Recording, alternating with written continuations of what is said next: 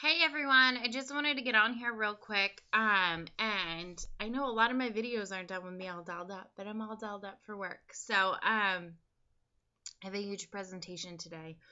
Made like a 60 slide PowerPoint. It's like insane. But anyways, that's besides the point.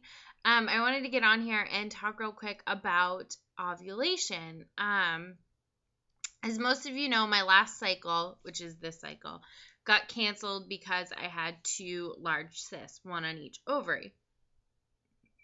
And throughout the month, I've kind of felt like here and there that sometimes the cysts have ruptured, or I'd get like a lot of fluid, or I'd feel a lot of pain. And obviously, they're not monitoring me, so I don't know what's really going on down there, which is kind of weird. I know most of us are like used to getting monitored, and then they're like, no, we're not going to monitor you. So I'm like, oh, okay. But anyways, so I've been taking OPKs since like cycle day 12 because I wanted to see if I did get a spike, like, where was it, when was it? Because usually you don't ovulate, especially when I had two cysts, one on each ovary. So I took them, and yesterday I got home from work and I took one, and it was definitely, if you're friends with me on Facebook, you saw it. It was definitely almost positive. So 3 hours later, I took another one and I took a digital, and the digital was a smiley, and I took it and then I hopped in the shower. That way, like, I'm not staring at it. And I peeked out and I was like, it's smiling. I was like freaking out. But anyways, that line was the test line was a little bit darker. And then I took one this morning again just to see, like, if it was gone, like, did I already ovulate? And it was even darker this morning. So I'll take another one this afternoon. Usually if that happens by, like, the afternoon of the day after my first positive OPK, it's negative and I've ovulated. So I also started temping randomly like 5 days ago because I was like, I just don't know what's going on and it's so frustrating. And so I started temping, and I had posted on Facebook that my temps were ridiculously low. Like, one morning I thought I was dead. It was kind of insane. But some weird things also happened while this positive OPK happened. So my mood changed, and I feel like that always happens when I ovulate. I feel like I am definitely more estrogen in my body, and which would make sense because that's what the cysts were giving off. And the second the progesterone starts going up, I feel better. So that happened.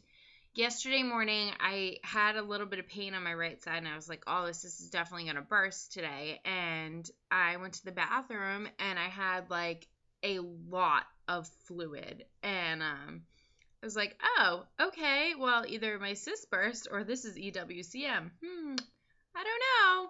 So that what kind of led me to test yesterday.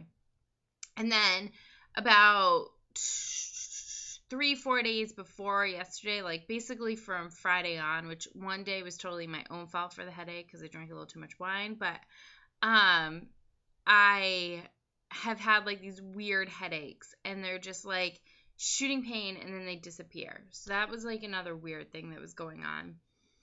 And yeah, so I don't know what's going on. Like, I could just be trying to ovulate, and maybe I'm not going to be able to ovulate if the cysts are still large. I am cycle day 29, so who knows if the egg is even any good at this point. But it kind of gives me a little bit of better feeling of when I'm going to get my period. So, yeah, so that's it. My appointment was with my new RE was supposed to be on Friday, which would be perfect because then we could set up the new cycle. But they called me last Friday and they canceled it and moved it to August 12th.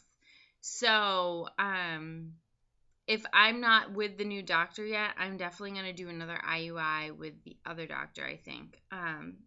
We've been going back and forth what we want to do, but I definitely have to do 2 more IUIs before I can move on to IVF, I think. I don't think they're going to let me move on to IVF without doing 2 more IUIs on injectables. So that kind of stinks. But at the same point, I won't have coverage till October anyways. So that is my little mini update. I am ovulating or trying to ovulate, so we will see. I don't know if the Ava Boost like kicked in and the Maca kicked in. I don't know. So no more Maca. I think I'm supposed to continue the Ava Boost, but I'm not positive.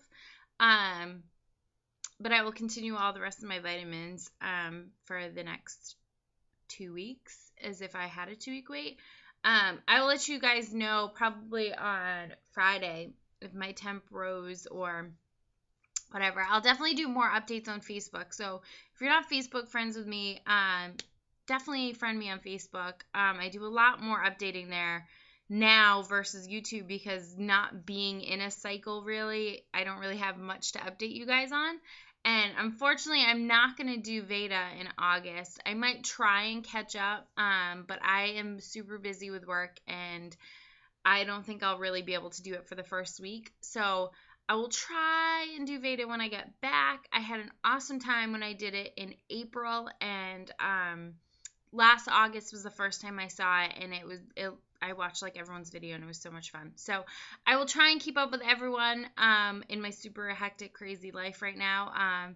But definitely friend me on Facebook. That is totally more up to date and whatever. So yeah, and those are where the photos of my OPKs are, because I didn't feel like pulling them out of the bathroom to show you guys this morning. So with that said, fingers crossed that I really do ovulate in the 2 weeks I get a cycle.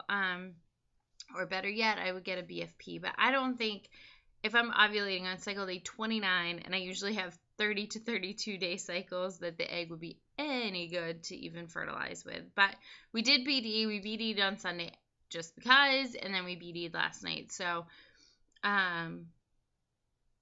we will see what happens. So yeah, I will see you guys soon.